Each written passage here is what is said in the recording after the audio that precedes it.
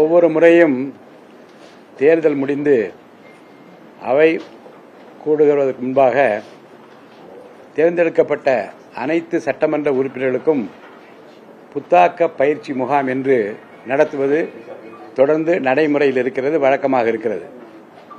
இந்த முறையும் 17வது சட்டமன்ற பேரவைக்கு தேர்ந்தெடுக்கப்பட்ட அனைத்து சட்டமன்ற உறுப்பினர்களுக்கும் வருகின்ற 16/6/2026 செவ்வாய்க்கிழமை மற்றும் 17/6/2026 புதன்கிழமை ஆகிய 2 நாட்கள் காலை 10 மணி முதல் மாலை 5:30 மணி வரை புத்தாக்க பயிற்சி சென்னை 2 பாலாஜா சாலை கலைவாணர் அரங்கம் 3வது தளத்தில் உள்ள பல்வகை கூட்டரங்கில் நடைபெற உள்ளது. மாண்புமிகு முதலமைச்சர் அவர்களால் தொடங்கி வைக்கப்பெறும் இந்த புத்தாக்க பயிற்சியில் சட்டமன்ற உறுப்பினர்கள் பேரவையில் கடைபிடிக்க வேண்டிய நடைமுறைகள், ஆற்றல் வாய்ந்த சட்டமன்ற உறுப்பினராக செயல்படுவதன் அடையாளம், சட்டமன்ற பேரவை விதிகள், சட்டமன்ற நடைமுறைகள் குறித்தும் பேரவை செயலாளர், சம்பந்தப்பட்ட அரசுத்துறை செயலாளர்கள் மற்றும் சட்டமன்ற நடைமுறைகள் பற்றி நன்கு அறிந்த வல்லுநர்கள் கலந்து கொண்டு பயிற்சி அளிக்க உள்ளார்கள். சட்டமன்ற உறுப்பினர்களுக்கு பெரிதும் பயனளிக்கக்கூடிய இந்த 2 நாட்கள் புத்தாக்க பயிற்சியில் 17வது சட்டமன்ற பேரவையின் அனைத்து சட்டமன்ற உறுப்பினர்களும் கலந்து கொள்ளுமாறு நான் அன்புடன் கேட்டுக்கொள்கிறேன்.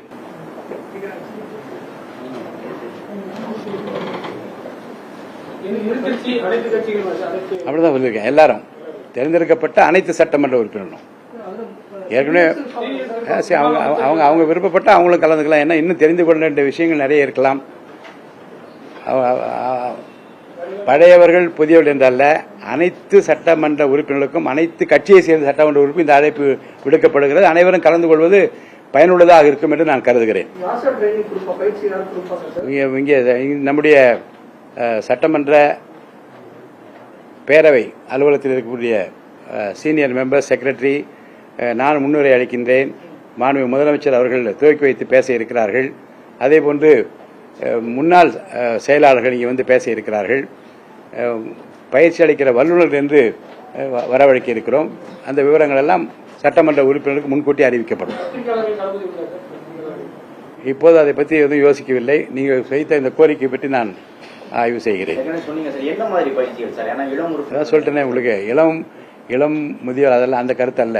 தேர்ந்தெடுக்கப்பட்ட அனைத்து உறுப்பினர்களுக்கும் பயனளிக்கக்கூடிய விதத்தில் என்ன பேசலாம், என்ன பேசக்கூடாது இல்லையா, எப்போது கேள்வி எழுப்ப வேண்டும், எப்படிப்பட்ட கேள்வி எழுப்ப வேண்டும் என்று அனைத்து, அதாவது சட்டமன்ற பேரவை விதிகளுக்கு உட்பட்டு ஒரு சபையில் எப்படி உறுப்பினர் நடந்து கொள்ள வேண்டும் என்பதை பற்றிய முழு விவரங்களையும் அறிவித்து அவர்களுக்கு பயிற்சி அளிக்க இருக்கிறோம்.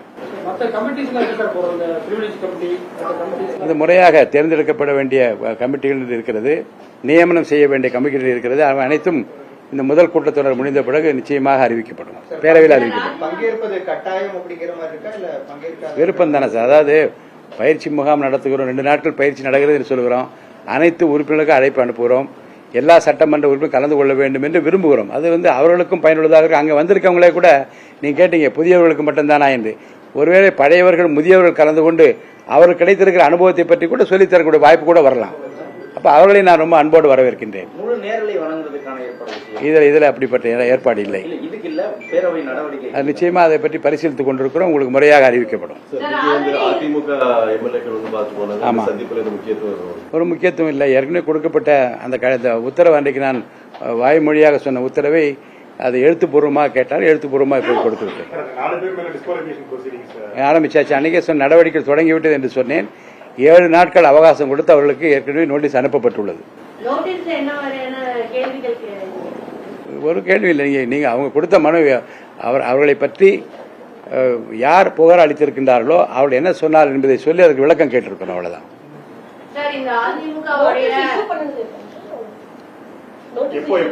முந்தா நாள் 9th அன்னைக்கு கொடுத்துருக்கோம், 9ஆம் தேதி. இன்னும் அது ஆய்வில் தான், அதை பற்றி தான் ஆய்வில் தான் இருக்கிறது. இன்னும் அதுக்கு முன்பாகவே அதை பற்றி அறிவிப்போம்.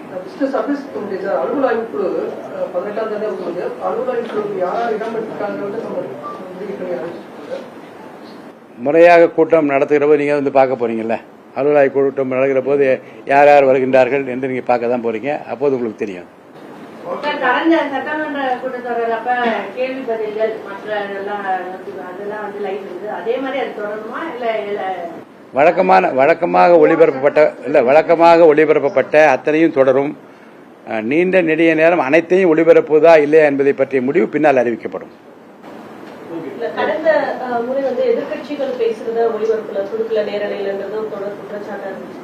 நீங்க எதிர்கட்சிகள் பேசுறத நேரலையில இல்லை, தங்கு தடை இல்லாமல் இதுவரைக்கும் எந்த நடைமுறை பின்பற்றப்பட்டு ஒளிபரப்பப்பட்டதோ அது பின்பற்றப்படும். யார் குரல் வலையும் நசுக்கிற வேலை இந்த அரசாங்கம் செய்யாது. சட்டமன்ற பேரவையினுடைய தலைவர் என்கின்ற முறையில் அதற்கு நான் நிச்சயமாக அப்படிப்பட்ட கருத்துக்களுக்கு நான் மதிப்பளிப்பேன். பேரவையில சார் நம்ம முழு நேரலை கொடுக்கும்போது இந்த அவையில சில வார்த்தைகள்லாம் நீக்கம் பண்ணுவோங்க சார், அதெல்லாம் சிக்கலா வராதா சார்? நம்ம நீக்கம் பண்ணி ஊடகங்கள்ல கொடுப்போம், நீங்க நேரலையா கொடுத்தீங்க, அது எல்லாமே அப்படிப்பட்ட கருத்துக்களைத்தான் இப்போது ஆய்வு செய்து கொண்டிருக்கிறோம். ஏனென்றால் நேரையில் என்று வருகிற போது ஒரு வார்த்தை ஒரு சொன்ன பிறகு நான் நீக்குவது அதுவும் வந்து விடுகிறது. இதை எப்படி தவிர்க்கலாம் என்பதை பற்றியும் இந்த குறைபாட்டை எப்படி நீக்குவது என்பதை பற்றி விவாதித்துக் கொண்டிருக்கிறோம். உரிய நேரத்தில் ஒரு முடிவு எடுத்து உங்களுக்கு அறிவிக்கிறேன்.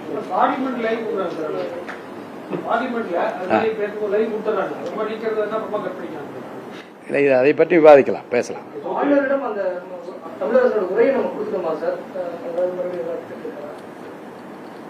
ஆளுநரிடம் 18ஆம் தேதிக்கு முன்பாக ஆளுநர் உரையினுடைய நகல் அளிக்கப்படும்.